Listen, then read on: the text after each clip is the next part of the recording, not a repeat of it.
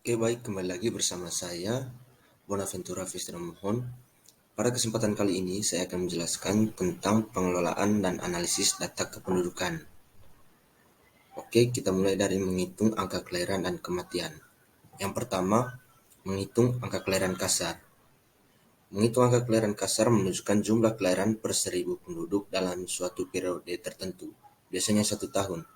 Angka ini diperoleh dengan membagi jumlah kelahiran yang terjadi dengan jumlah penduduk pada pertengahan tahun. Oke, kita langsung ke rumusnya. CBR sama dengan jumlah kelahiran pada suatu tahun tertentu dibagi jumlah penduduk pada pertengahan tahun dikali 1.000. Contoh soal. Berdasarkan data monografi desa pada tahun 2019 di Desa Sukatani, terjadi kelahiran sebanyak 93 bayi. Jumlah penduduk di Desa Sukatani pada tahun yang sama adalah 5.216 jiwa. Angka kelahiran kasar Desa Sukatani tahun 2019 adalah, ya kita lihat jawabannya, CBR sama dengan 93 per 5.216 dikali 1.000. Maka CBR sama dengan 17,83 dibulatkan menjadi 18. Oke, yang kedua adalah angka fertilitas umum. Angka ini menunjukkan jumlah kelahiran per 1.000 perempuan dalam usia reproduksi atau 15 sampai 44 atau 15 sampai 49 tahun dalam satu periode tertentu. Untuk menghitung angka kelahiran ini diperlukan data tentang jumlah penduduk wanita pada usia reproduksi. Oke, kita bisa lihat rumusnya.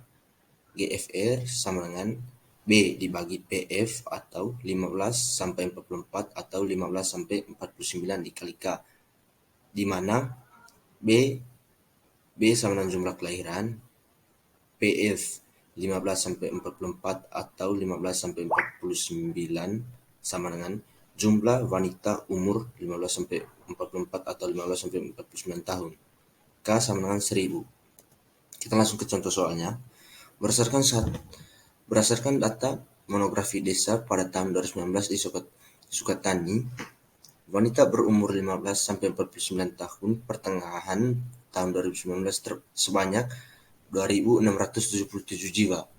Terjadi kelahiran sebanyak 93 bayi. Jumlah penduduk di Desa Sukatani pada tahun yang sama adalah 5.216 jiwa. Angka fertilitas umum Desa Sukatani tahun 2019 adalah, ya kita lihat jawabannya, diketahui B sama dengan 93 jiwa, PF sama dengan 2.670 jiwa. Maka GFR sama dengan 93 dibagi 2.670 dikalikan dengan 1.000. Maka GFR sama dengan 34,83 atau dibulatkan menjadi 35 jiwa.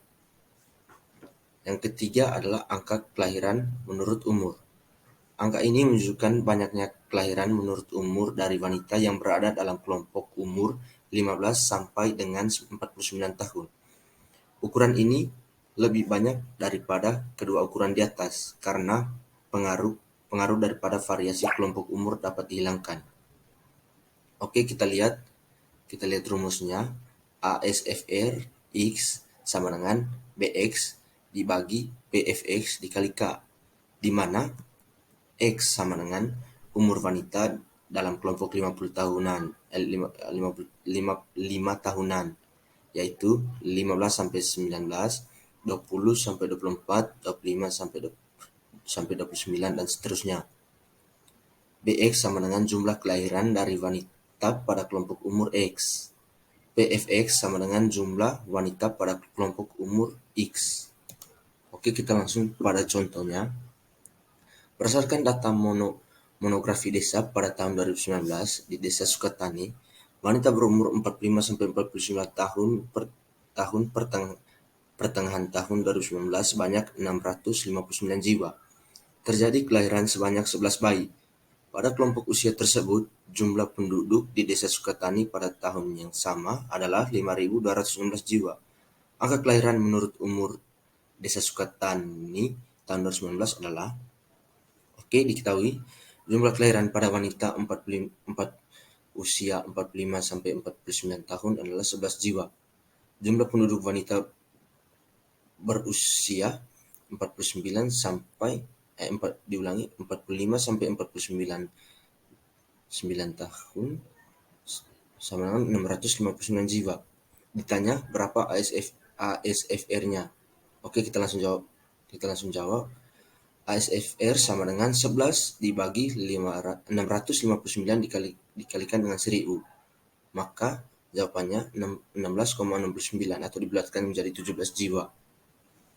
Artinya setiap 1000 wanita umur 45 sampai 49 tahun dalam 1 tahun jumlah kelahirannya ada 17 bayi. Oke, kita masuk ke menghitung angka kelahiran kasar. Menghitung angka kelahiran kasar menunjukkan jumlah kematian per 1000 penduduk dalam periode tertentu. Rumusnya, banyaknya kematian dibagi dengan banyaknya penduduk pada pertengahan tahun dikalikan dengan K.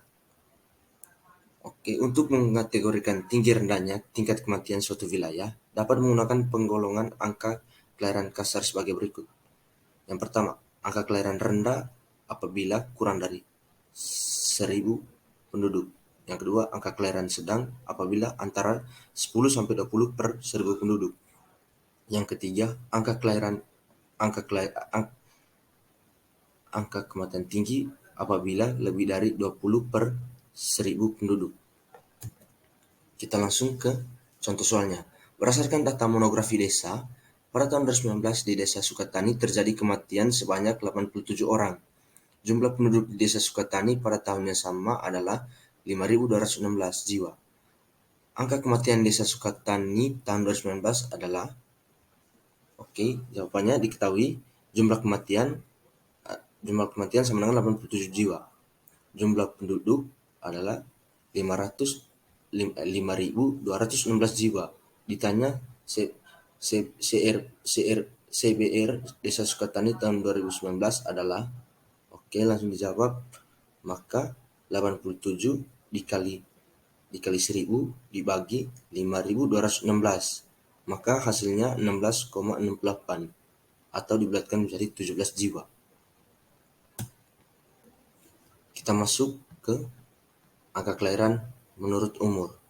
Angka ini menunjukkan hasil yang lebih teliti dibandingkan dengan angka kematian kasar, karena angka ini menyatakan banyaknya kematian pada kelompok umur tertentu per 1000 penduduk dalam kelompok umur yang sama. Oke, kita langsung ke rumusnya. ASDR sama dengan D atau 0 sampai 14 per P atau 0 sampai 14 dikali dengan K, di mana D sama dengan jumlah penduduk yang meninggal di usia 0 sampai 14 tahun. P sama dengan jumlah penduduk yang berusia 0 sampai 14 tahun. K sama dengan 1000. Masuk ke contoh soalnya. Berdasarkan data monografi desa, pada tahun 2019 di Desa Sukatani, jumlah penduduk pada usia 0 sampai 14 tahun sebanyak 1.895 jiwa. Terjadi kematian sebanyak 14 jiwa pada kelompok usia tersebut. Jumlah penduduk Desa Sukatani pada tahun yang sama adalah 5.216 jiwa. Angka kematian menurut umur Desa Sukatani pada tahun 2019 adalah, oke, diketahui kelahiran pada usia 0 sampai 14 tahun ada 14 jiwa. Jumlah penduduk berusia 0 sampai 14 tahun ada 1.895 jiwa. Oke, ditanya berapa ASDR-nya. ASDR sama dengan 14 dibagi 1.895 dikali 1000. Maka hasilnya 7,38 atau 7 jiwa. Artinya setiap 1000 penduduk umur 0 sampai 14 tahun dalam 1 tahun jumlah kematiannya ada 7 orang. Yang berikutnya pertumbuhan penduduk. Pertumbuhan penduduk dipengaruhi oleh 2 faktor, yaitu faktor alami, yaitu kelahiran atau natalitas yang bersifat menambah penduduk, dan kematian atau mortalitas yang bersifat mengurangi jumlah penduduk. Yang kedua, faktor non-alami, yaitu migrasi masuk atau imigrasi yang bersifat menambah jumlah penduduk, dan keluar atau imigrasi yang bersifat mengurangi jumlah penduduk. Kriteria pengukuran tingkat pertumbuhan penduduk adalah yang pertama, pertumbuhan penduduk rendah, yaitu kurang dari 1%. Yang kedua, pertumbuhan penduduk sedang, yaitu 1-2%. Yang ketiga, pertumbuhan penduduk tinggi, yaitu lebih dari 2%. Oke, kita masuk ke komposisi penduduk. Yang pertama ada komposisi penduduk menurut struktur umur atau rasio ketergantungan. Rasio ketergantungan atau adalah perbandingan jumlah penduduk non-produktif dan produktif. Rasio ketergantungan menunjukkan kondisi ekonomi suatu negara, tergolong negara maju atau berkembang. Semakin kecil angka ketergantungan suatu negara, maka negara tersebut akan semakin baik. Oke, kita masuk pada rumusnya, yaitu rasio ketergantungan sama dengan jumlah penduduk usia non-produktif dibagi dengan jumlah penduduk usia non-produktif dikalikan dengan 100. Oke, yang kedua adalah komposisi penduduk menurut jenis kelamin. Komposisi ini dapat digunakan untuk mengetahui seks rasio atau nisbah jenis kelamin, artinya perbandingan jumlah penduduk laki-laki dengan jumlah penduduk perempuan. Dengan rumus rasio jenis kelamin sama dengan jumlah penduduk laki-laki dibagi dengan jumlah penduduk perempuan dikalikan dengan 100. Oke, kita masuk pada contoh soal. Suatu negara memiliki penduduk sebanyak 20 juta jiwa. Jika penduduk yang berusia 0-14 tahun adalah 10 juta jiwa, usia 15-64 tahun adalah 8 juta jiwa, dan usia lebih dari 65 tahun adalah 2 juta jiwa. Maka ketergantungan di negara tersebut adalah, oke, kita langsung saja, rasio ketergantungan sama dengan 10 juta ditambah 2 juta per 8 juta dikali 100. Maka hasilnya adalah 150. Maka rasio ketergantungan pada suatu negara tersebut adalah 150. Oke, kita masuk ke soal yang kedua, contoh soal yang kedua. Berdasarkan sensus penduduk DKI Jakarta tahun 2010, penduduk laki-laki sebanyak 4.650 jiwa dan penduduk perempuan sebanyak 5 juta jiwa. Seks rasio Jakarta pada tahun tersebut adalah sama dengan seks rasio sama dengan 4.650 dibagi dengan 5 juta dikalikan dengan 100 sama dengan 93. Artinya, setiap 100 penduduk perempuan terdapat 93 penduduk laki-laki. Apabila seks rasio kurang dari 100, artinya nilai seks rasio rendah. Hal ini menyebabkan tingginya angka poligami, angka kelahiran tinggi, dan rasio ketergantungan tinggi. Oke, yang terakhir kita masuk pada piramida penduduk. Piramida penduduk merupakan grafik komposisi penduduk umur menurut jenis kelamin. Dengan adanya piramida penduduk, kita dapat mengetahui perbandingan antara jumlah laki-laki dan perempuan.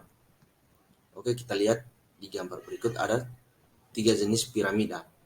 Yang pertama di bagian kiri adalah piramida ekspansif atau muda.